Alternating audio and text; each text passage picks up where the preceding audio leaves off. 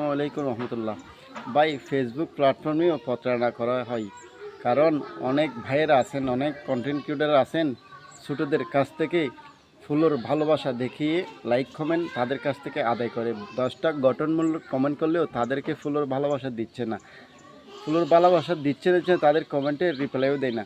ভাই, কেন আপনি প্রতারণা করবেন? কেন? আপনি ফুলের মালিক হয়েছেন, ফুলের বাগানের মালিক হয়েছেন, তাদেরকে ভাই আপনি ফুলের ভালোবাসা দিলে কি হয়? আপনার কি ভাই কমতি হবে?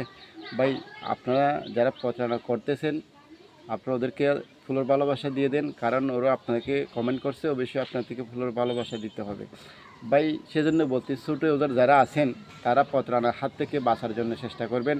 আপনাদেরকে এরকম লোভ লালচ দিয়ে তারা আপনাদের কাছ থেকে ফুলের ভালোবাসা দেখিয়ে আপনাদের কাছ থেকে লাইক কমেন্ট আদায় করে নিচ্ছে। আপনারা যখন লাইক কমেন্ট করবেন তাদেরকে দরখাস্ত করেও তাদেরকে আর পাবেন না।